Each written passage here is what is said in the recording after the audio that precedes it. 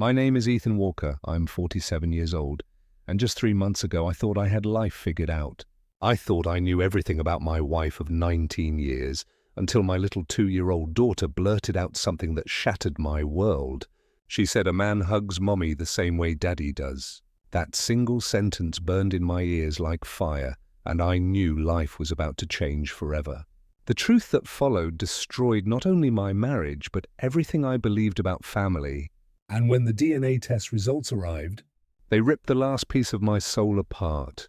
Before we continue, make sure you like this video, share it with your friends, and subscribe to the channel so you don't miss what happens next. I had a great job as a marketing manager at Fletcher & Associates, a nice house in suburban Ohio, 2 kids, and a wife who I believed loved me. Turns out I was living inside a fantasy. My son Logan, 17, is sharp and observant. Lately, he's been acting distant, giving his mother these strange looks whenever she isn't watching. Looks that say he knows something. something I didn't. And then there's my youngest, Harper, who just turned 2. Sweet, innocent Harper, who unknowingly exposed a secret bigger than she could ever understand. My wife, Madison, was different back when we first met. She was struggling, working double shifts at a diner after her father abandoned her. I helped her back on her feet, supported her through night school, believed in her when no one else did. But somewhere along the way, her fire shifted directions. At first it was small, working late more often, buying new clothes I'd never seen, wearing perfume that wasn't her usual scent. Then she began talking about networking events, her voice filled with a kind of excitement she once reserved for family time. At dinner, I'd ask, "How was the office today, honey?" She'd respond flatly, "Oh, same old stuff. Just some new initiatives Chase has been pushing through." And that's when his name, Chase Patterson, started showing up more and more in her stories. 3 weeks ago, I was helping Harper with her sippy cup when she suddenly said it again. Mommy's friend, the nice man. He gives her hugs like Daddy does. My blood ran cold. That wasn't something a toddler could make up. From the hallway, Logan was listening. When our eyes met, I saw something in his expression. Knowledge. Knowledge he had been carrying in silence, protecting me from it. That night, I sat in my office, staring at the bank statements. Small withdrawals. Always on Tuesdays and Thursdays. $60 every single time for 2 months straight. My hands shook as I opened Madison's laptop while she slept. The browser history was wiped clean, but the autofill betrayed her. Hotel searches, restaurant bookings, and even articles on how to tell your husband you're leaving him. The next morning, she was humming while making breakfast like nothing was wrong. She kissed my forehead and said, "See you tonight." Ethan, I might be late. Chase wants the team to review quarterly projections. There it was again. Chase. Always Chase. That day at work, I couldn't focus. Not on the Johnson account, not on budget meetings. My head was filled with only one thought. What exactly is going on between Madison and Chase Patterson? During lunch, I called her office. "Fletcher & Associates, this is Jennifer," the receptionist answered. "Hi, Jennifer, this is Ethan Walker. Is my wife Madison available?" "Oh, I'm sorry, Mr. Walker. Madison isn't in today. She left around 10 this morning with Chase Patterson for an off-site client meeting in Columbus." My chest tightened. Columbus was 2 hours away. Madison had told me she'd be at her desk all day. "Do you know when they'll be back?" I asked, barely steady. "Not until late afternoon." "Something about a lunch presentation," Jennifer replied. I hung up, sat frozen in my car, and realized I wasn't imagining it anymore. Madison was lying. That evening, Madison walked through the door at 7:30, looking tired, but strangely energized. "How are those quarterly reports, honey?" I asked, keeping my tone casual. "Exhausting," she said quickly, avoiding eye contact. "Numbers all day long. At least you didn't have to leave the office," I added. She froze for half a second before recovering. "Right, exactly. Just me and the computer." From across the table, Logan looked up from his homework. Our eyes met. His expression said it all. He knew she was lying.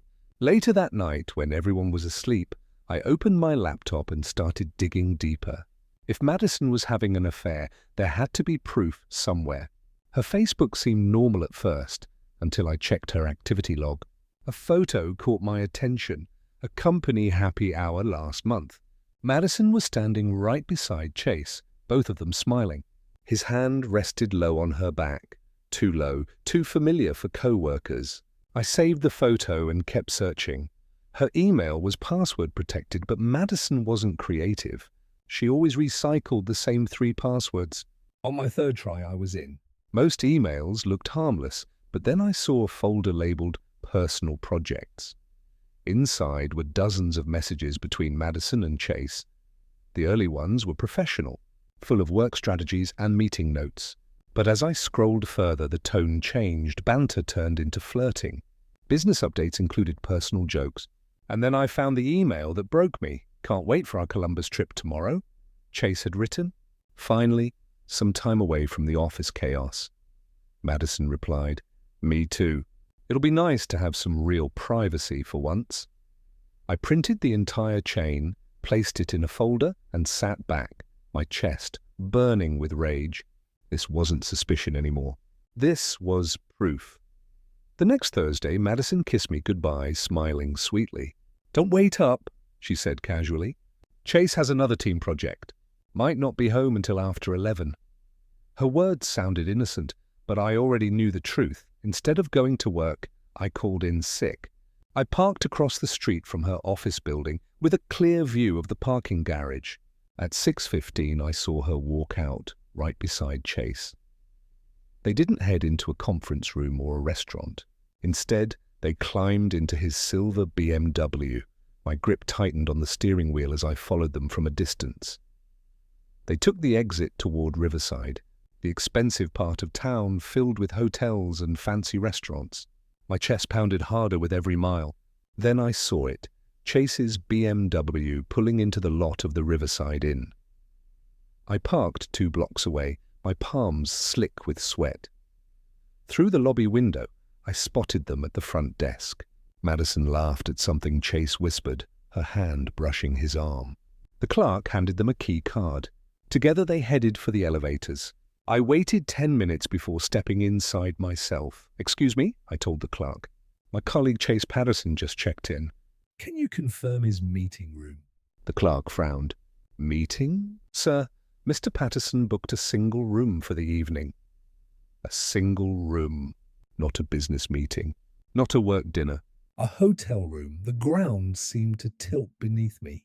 I stumbled outside, my mind spinning, my heart breaking in real time. This wasn't suspicion anymore. It was happening. My wife was meeting another man in a hotel room. I drove home in a daze, my head buzzing. When I walked in, Logan was bent over his homework, and little Harper came running to hug my legs. "Daddy, Mama's not home yet," she chirped. "I know, sweetheart." I forced a smile. "She's working late." But Logan wasn't fooled. He studied my face and asked, "Dad, are you okay? You look terrible." I sat heavily on the couch, my voice cracking. "Logan, I need to ask you something, and I need you to be honest with me. Have you noticed anything different about your mom?" Logan hesitated, then closed his book. "Last month I saw her car at the Riverside Inn. She told us she was at a conference downtown." "And she's been getting calls that—" Make her smile in ways she doesn't smile at you anymore. The truth hit like a hammer. My son had been carrying this burden alone, shielding me from it. "How long have you suspected?" I whispered. "A couple of months," Logan admitted. "I didn't know how to tell you." I pulled him into a hug. "You did nothing wrong, son. Nothing at all." That night, when Madison finally came home, humming like nothing was wrong, I just lay in bed, listening. I knew I couldn't keep living blind. The very next morning I called in sick again, this time with a plan. I went straight to an electronics store and asked the clerk for something discreet, portable, and high quality. Within the hour, I had 2 wireless cameras and motion sensors in my bag. That evening, while Madison played the perfect wife, I installed 1 camera in the garage, hidden behind old paint cans. The second one sat on the bedroom nightstand, disguised as a phone charger. If Madison was living a double life, I was going to document every single second of it. The surveillance worked almost too well. At the Riverside Inn, the manager confirmed what I already knew. They'd been coming here every Thursday for about 6 weeks. Always the same room, 314. 6 weeks of lies. 6 weeks of sneaking out while I stayed home with our children. That Thursday night, I wasn't content just watching from the parking lot. I booked the room directly across the hall, room 313. From behind my door, I listened. Laughter, then silence. The kind of silence that told me everything. I set up a camera pointing at the hallway. At 11 p.m., I caught them leaving. Madison's hair messy, Chase's hand pressed against her back, his lips brushing her cheek before the elevator closed. I had proof. Too much proof, but then something happened that shook me deeper than any video. One morning, while I dressed Harper for daycare, she looked up with wide brown eyes and asked, "Daddy, why don't I look like you?" The question pierced straight through my chest. Her features didn't match mine, or Madison's, not the jawline, not the smile. That afternoon, I drove to a clinic across town and paid cash for a paternity test. 3 days.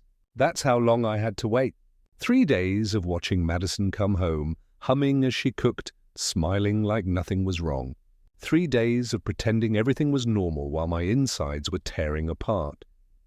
When the results finally came, I pulled over on the side of the road to open them. My hands shook as I read the words that changed everything. Probability of paternity, 0%. Harper wasn't mine. Not biologically. I sat in my truck for an hour, staring at the paper, trying to breathe. It wasn't just betrayal. It was a theft of fatherhood itself. That night, I sat across from Madison while she sipped her wine. "Funny thing," I said casually. "I was looking at old photos today. Harper doesn't really look like either of us, does she?" Her hand froze mid-air. "What do you mean?" "She's beautiful," I continued, "but her features—" "They don't match our families." Madison's eyes flickered with panic. "Babies change." "She'll grow into it," but I already knew the truth. The test results in my pocket confirmed everything. The next morning, I made the hardest choice of my life. I told Logan. "Your mom is having an affair with Chase Patterson," I said, handing him the folder of photos and emails. "And Harper?" "She isn't my biological daughter." Shock and anger flashed across his face, then determination. "Dad, I'll help you." "Whatever you need. Mom's been lying to all of us." Together we gathered every piece of evidence, emails, hotel receipts, surveillance footage, even the DNA report. Madison thought she was clever, but she had no idea how much proof I had. When she returned from a so-called business trip in Chicago, I confronted her in the living room.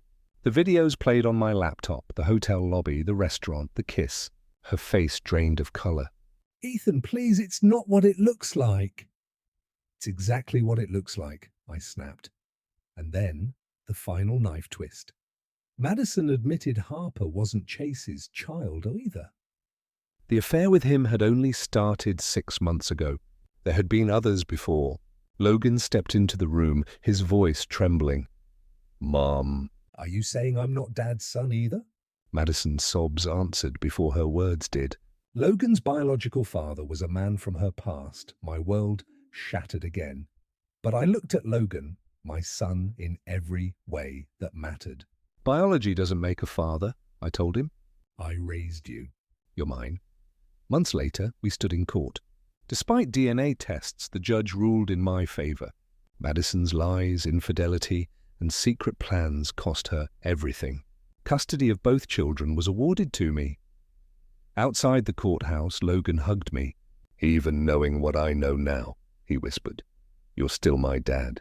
You always will be." For the first time in years, I felt a strange kind of peace. Not because I won a battle, but because my children were safe, and the truth was finally out. 6 months passed after the court ruling, but the scars were still raw. Our house felt different without Madison, quieter, calmer, but heavy with memories. Logan had stepped up in ways I never imagined, helping with Harper, keeping her laughing when I was too drained.